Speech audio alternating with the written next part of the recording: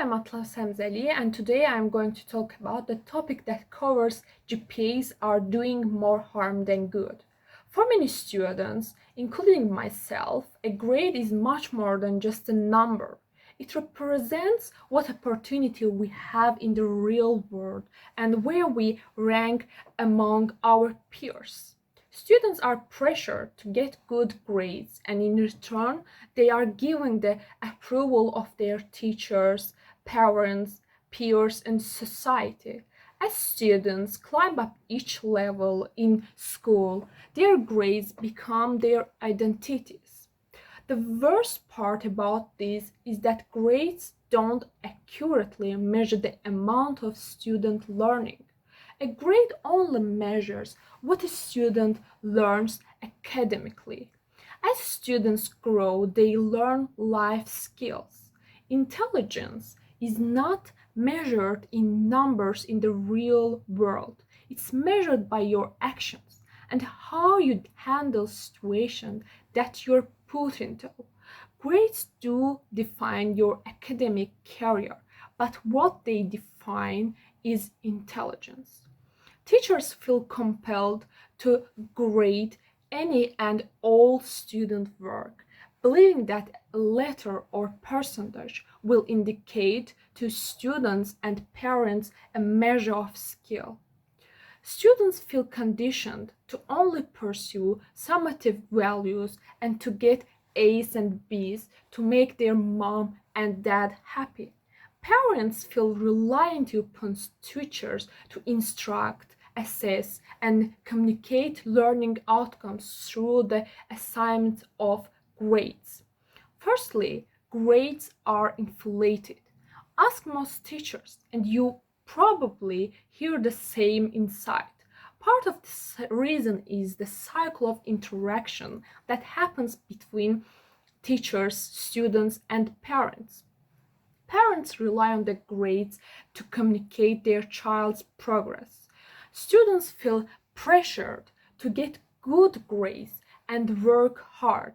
Teachers assess work and assign a grade. That's the typical cycle, but there is a next step. If the grade assigned by the teacher doesn't align with the parent's perception of their child's work, there's usually an awkward conversation that ensues. One way teachers avoid this awkward conversation is by inflating grades, either through awarding bonus points or by skewing assigned grades toward the higher end of the spectrum.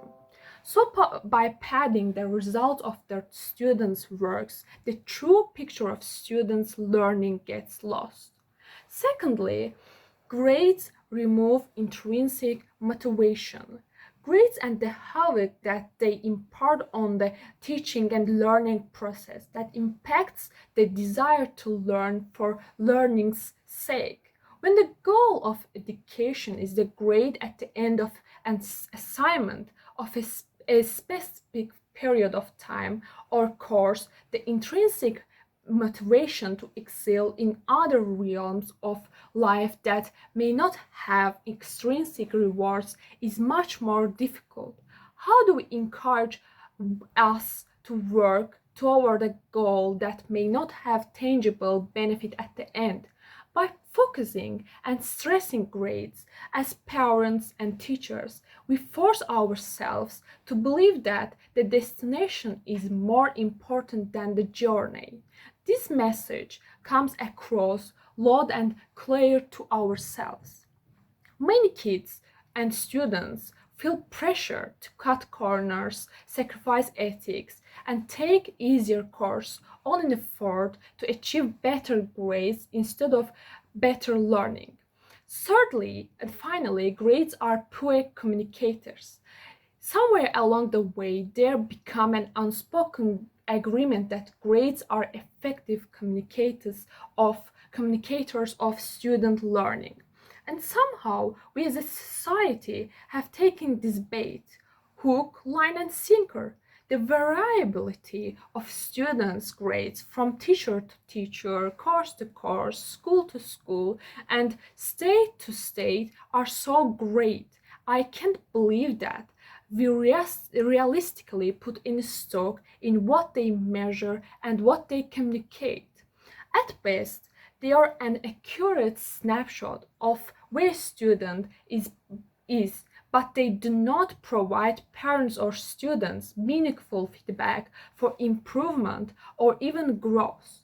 If we want us to be better learnings, the adults in their lives have to demand for a better way to communicate individual learning.